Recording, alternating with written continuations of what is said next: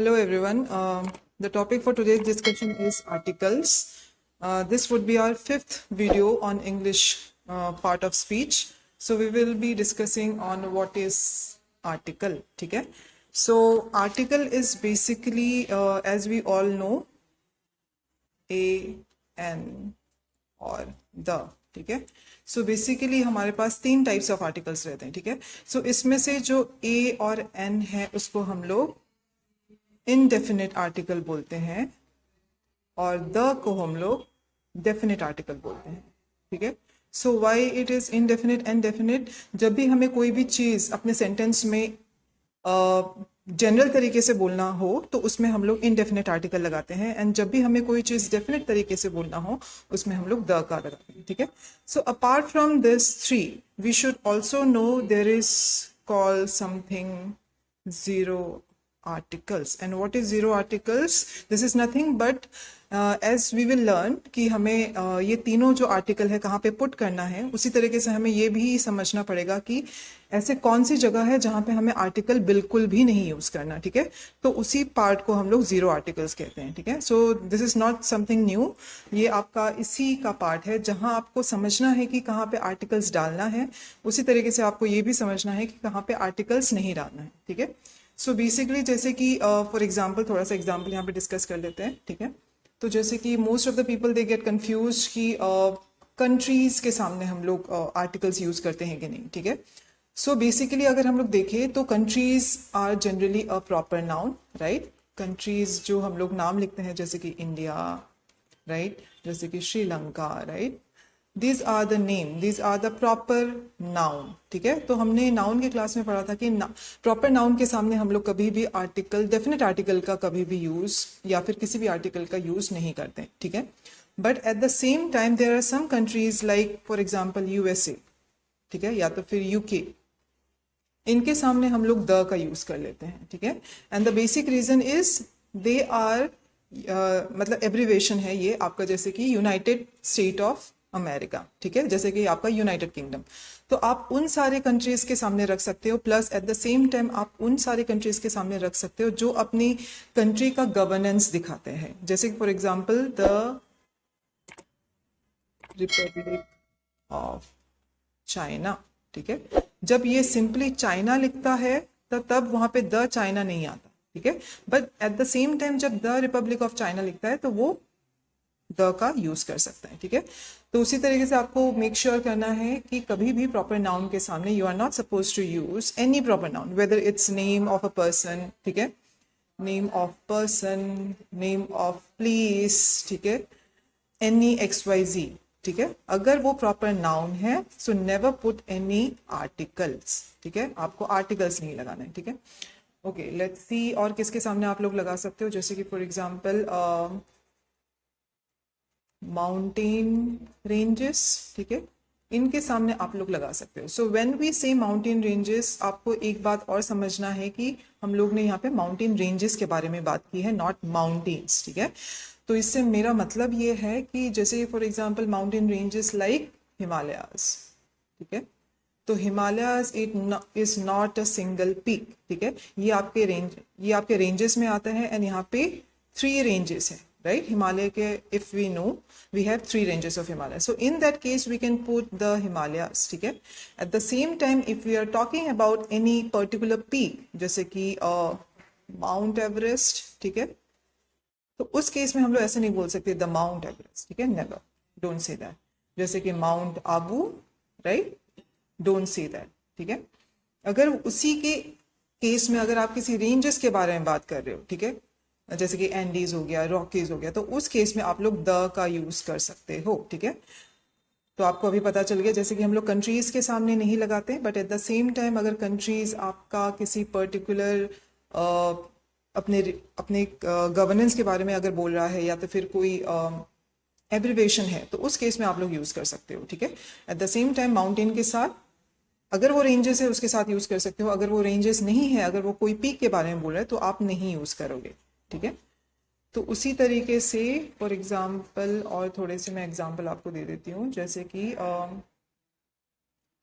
Proper noun के सामने, जैसे कि अभी हमने थोड़ी देर पहले बात की थी, राइट, प्रॉपर नाउन. ठीक है. तो कभी भी किसी इंसान के नाम के सामने हम लोग, चाहे वो कितना भी फेमस हो या तो फिर वो जैसा भी इंसान हो, we never put any article before anybody's name, ठीक है. But at the same time, if we are comparing his or her qualities with somebody else's, ठीक है, तो in that case you can put, जैसे कि for example,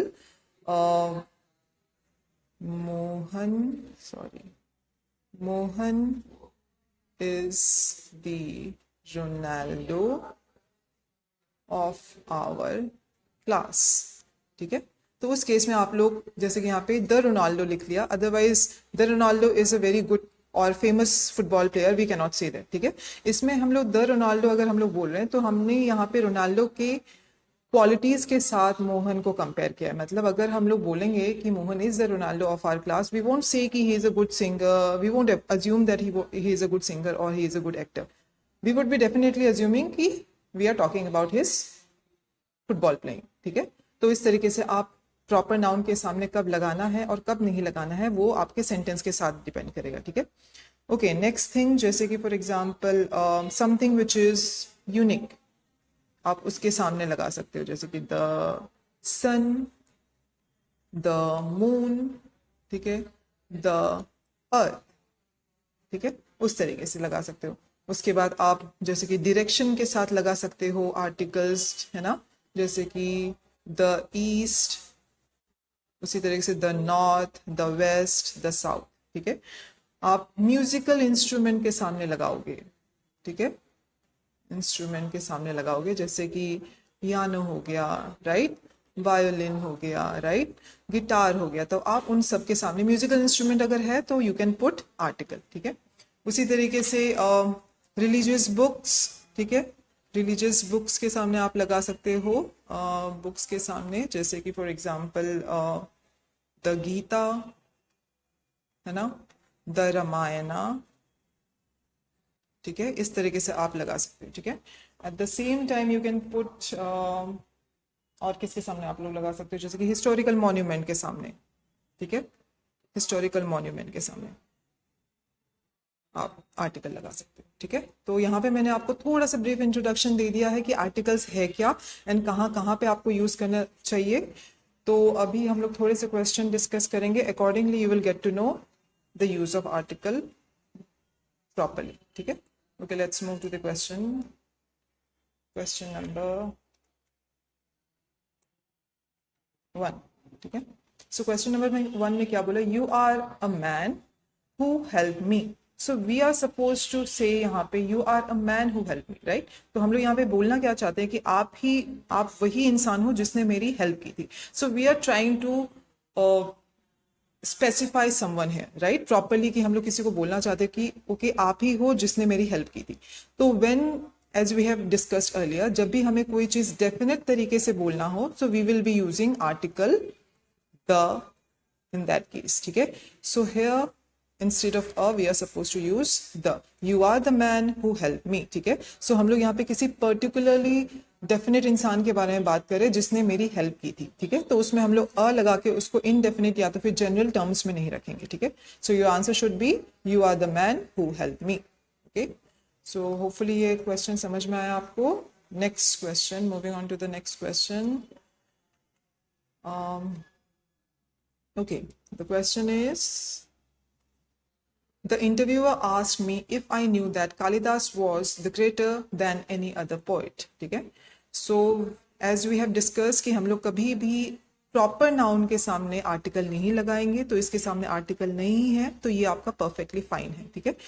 but at the same time हमें और एक चीज का ध्यान रखना है, तो कभी भी हम लोग comparative degree, right, if we have any word in comparative degree, उसके सामने हम लोग द का यूज कभी नहीं करेंगे. द का आप लोग यूज किसके सामने कर सकते हो, सुपरलेटिव के सामने कर सकते हो, है ना.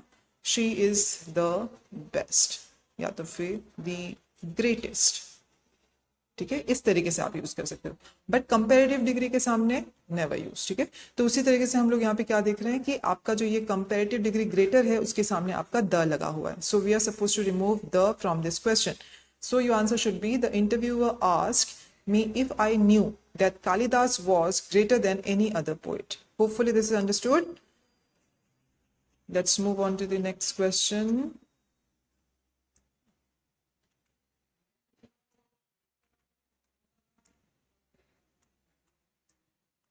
Okay, the question is, she is the smarter of the two girls. ठीक है, so here is again some new rule. ठीक है, हम लोग ये दूसरा रूल यहाँ पे डिस्कस करेंगे. जैसे कि इससे पहले वाले क्वेश्चन में हमने क्या बोला था कि आप लोग कभी भी कंपैरेटिव डिग्री के सामने, है ना, कंपैरेटिव डिग्री के सामने आप द का यूज नहीं करोगे. ठीक है, बट इस केस में जो यहाँ पे स्मार्टर के सामने जो द का यूज हो रखा है, it's perfectly fine. And why it's perfectly fine?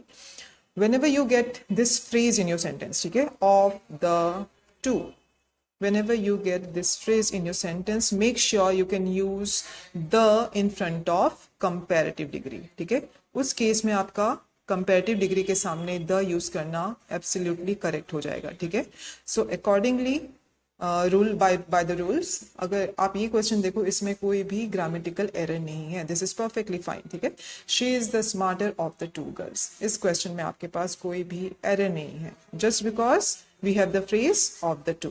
ठीक है, next question is, she can speak Hindi, Sanskrit and the English. ठीक है, सो जैसे कि हमने फर्स्ट स्लाइड ऑफ दिस मतलब आर्टिकल के सेशन में डिस्कस किया था कि हम कभी भी प्रॉपर नाउन के सामने हम लोग आर्टिकल्स नहीं लगाएंगे. ठीक है, at the same time we will never put articles in front of subject. ठीक है, सब्जेक्ट के सामने कभी भी नहीं लगाएंगे, जैसे कि द इंग्लिश, है ना, नो. The Hindi, no. ठीक है, सब्जेक्ट के सामने आपको मेक श्योर करना है कि आप कभी भी द का यूज नहीं करोगे. ठीक है, यहाँ पे जो द इंग्लिश के सामने यूज हो रखा है वो आपका गलत तरीके से यूज हो रखा है. ठीक है, but at the same time that doesn't mean कि हम लोग ये जो इंग्लिश जो वर्ड है उसके सामने यूज नहीं कर सकते. जैसे कि for example, if we refer English to the British people, ठीक है, जैसे कि if we say the English won the match. ठीक है, the English won the match. अगर हमें ये बोलना हो तो इस केस में इंग्लिश के सामने जो द लगा हुआ है वो आपका परफेक्टली फाइन है. वाई? जस्ट बिकॉज यहाँ पे जो हमने इंग्लिश लिखा है वो हमने किसको रेफर किया है? ब्रिटिश पीपल को. ठीक है, तो ब्रिटिश पीपल को हमने रेफर किया है, तो इसके सामने जो इंग्लिश है, सॉरी द है, वो आपका बिल्कुल सही है. ठीक है, बट एज अ सब्जेक्ट अगर हम लोग लिखे इंग्लिश एंड उसके सामने अगर हम लोग द लिखे तो वो आपका गलत हो जाएगा. सो remove the from the sentence. She can speak Hindi, English and Sanskrit. Hopefully this is understood. Let's move on to the next question. Question number 5. Question number 5. The man is mortal and ultimately he has to leave everything here, yet how irrationally he remains attached to his worldly possessions. ठीक है, okay, सो ये एक हमारा general statement है जहां हमने बोला है कि man is mortal, the man is mortal and ultimately उसको सारी चीज यहीं पे छोड़ के जाना पड़ेगा when he dies, and how still he remains attach to his worldly position. ठीक है, सो ये जो हमने द मैन यहाँ पे यूज किया है वो हमने एक जनरल स्टेटमेंट यूज किया है.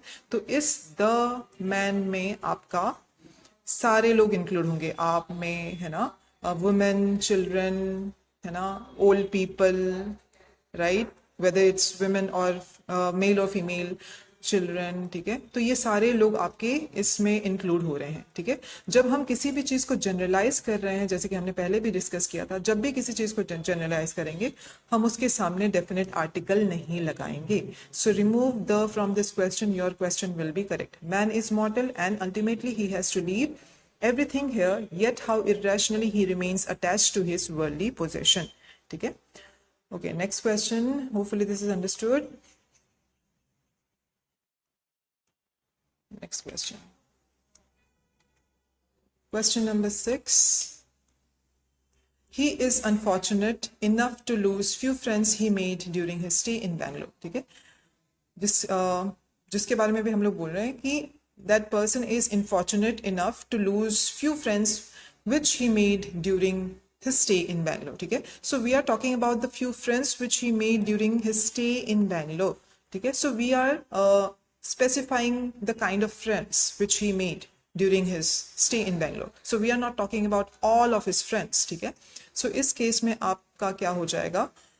You have to specify the few friends. ठीक है, you have to specify those friends which he made during his stay in Bangalore. ठीक है, just because we are not talking about all of his friends. ठीक है, तो इस case में you have to add the here.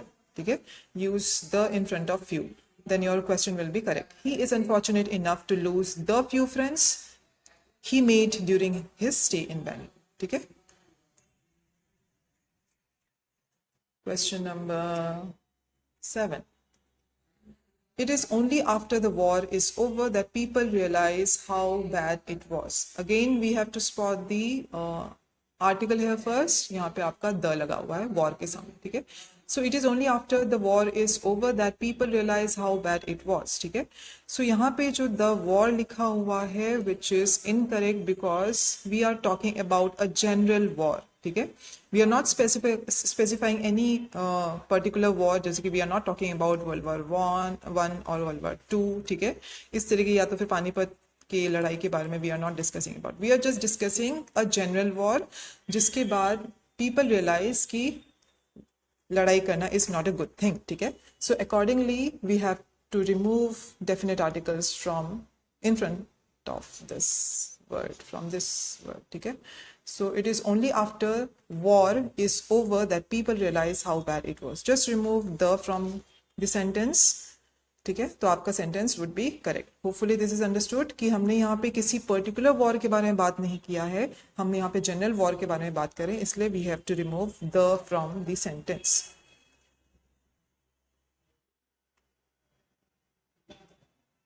Next question. Question number 8. My father knows the most of the engineers working at the Bhel. ठीक है, okay, सो अभी थोड़ी देर पहले हमने जैसे कि डिस्कस किया था कि हम लोग द लगा सकते हैं किसके सामने, सुपरलेटिव डिग्री के सामने, है ना, सुपरलेटिव डिग्री के सामने. एंड यहाँ पे जो मोस्ट है वो आपका सुपरलेटिव डिग्री ही है, बट स्टिल यहाँ पे जो द लगा हुआ है दैट इज इम्प्रॉपर. ठीक है, ये आपका करेक्ट तरीके से यूज नहीं हो रखा है, जस्ट बिकॉज यहाँ पे क्या बोला है आपके सेंटेंस में, my father knows the most of the engineers working at the भेल. यहाँ पे अगर हम लोग इसको हिंदी में ट्रांसलेट करें तो ज्यादातर इंजीनियर्स को जानते हैं जो लोग भेल में काम करें, ना कि सबसे ज्यादा. ठीक है, so there is a difference between the most which is सबसे ज्यादा, है ना, एंड ज्यादातर विच इज मोस्ट. ठीक है, तो यहाँ पे जो है हमने इसको सुपरलेटिव डिग्री के जैसा यूज नहीं किया है आपके मोस्ट को, that's why we are not suppose to put the in front of that. ठीक है, so remove the from the sentence, your sentence will be correct. ठीक है, my father knows most of the engineers working at भेल. Hopefully this is understood. ठीक है, next one. Question number 9. I am planning to visit Shimla with my parents in the summer. ठीक है, again we can see the article here, right? So we cannot put the in front of season, जैसे कि the winter नहीं बोल सकते, the summer नहीं बोल सकते. ठीक है, but at the same time we cannot at the same time we can say the winter season. ठीक है, and why? Because we are specifying the season की which season we are talking about, right? So in this case we can say the winter season. ठीक है, but जैसे कि for example यहाँ पे season अगर होता तो आपका क्वेश्चन वुड बी करेक्ट. ठीक है, जस्ट बिकॉज यहाँ पे हमने सीजन को स्पेसिफाई नहीं किया, हमने यहाँ पे वेदर के बारे में लिखा है, यहाँ पे किसी क्लाइमेट वेदर के बारे में हम लोग यहाँ पे लिख रहे हैं. सो इस वजह से we are not suppose to put article the in front of that. ठीक है, I am planning to visit Shimla with my parents in summer. ठीक है, गर्मियों में. ठीक है, गर्मियों के महीनों में अगर हम लोग बोलते, गर्मियों के सीजन में अगर हम लोग बोलते तो उस केस में आप लोग द लगा सकते थे. Hopefully this is understood. अगर आपके पास यहाँ पे द विंटर सीजन होता तो हम लोग सीजन को यहाँ पे रेफर कर रहे होते तो आप उस केस में द लगा सकते थे, बट यहाँ पे सिर्फ हमने समर एंड विंटर लिखा है तो आप उस केस में इसके सामने द का यूज नहीं करोगे. So your answer should be I am planning to visit Shimla with my parents in summer. ठीक है? Okay, so the next question, let's move to the next question. Question number 10. He was an atheist, but nowadays he goes to the church and offers prayers for hours. ठीक है? So we can again spot the error of article here. तो article में क्या है आपका, जैसे कि for example यहाँ पे आपको द का यूज नहीं करना है, जस्ट बिकॉज दिस थिंग, जैसे कि for example any institution like school हो गया आपका, राइट, चर्च हो गया, है ना, टेम्पल हो गया, सॉरी टेम्पल हो गया, या तो फिर हॉस्पिटल हो गया, ठीक है, any this kind of institution, ठीक है। अगर यहाँ पे इनकी जो चीज़ एक्चुअल में होती है, अगर वो चीज़ की जा रही है, तो आप यहाँ पे उनके सामने द का यूज़ नहीं करोगे। For example, I am going to school, ठीक है, इस केस में I am going to the school नहीं लिखोगे, ठीक है, but both of this sentences are correct, ठीक है, both of this sentences are correct. Why? Just because कि अगर आप स्कूल अटेंड करने के लिए जा रहे हो, वहाँ पे क्लासेस अटेंड करने के लिए जा रहे हो, in that case this sentence is perfectly fine, I am going to school. But अगर आप अपने स्कूल में, for example, if you are going to visit to meet your friends, ठीक है, not to attend the classes, so in that case I am going to the school is perfectly fine, ठीक है। Hopefully आप ये समझ रहे हो, जब भी आप इन सारे इंस्टीट्यूशन में जो काम होता है वो करने के लिए अगर जा रहे हो, तो उसके सामने द का यूज नहीं करोगे। अगर आप इसके बजाय कुछ और, जैसे कि फॉर एग्जाम्पल स्कूल में फ्रेंड से मिलने जा रहे हो, या तो फिर कुछ बुक अपने सिबलिंग्स को देने के लिए जा रहे हो, तो उस केस में आप लोग द का यूज परफेक्टली कर सकते हो, ठीक है। सो ओके, होपफुली आपको क्वेश्चन समझ में आ गए हैं। अगर किसी को कोई भी डाउट होगा तो आप कमेंट सेक्शन में डाल सकते हो। Thank you so much.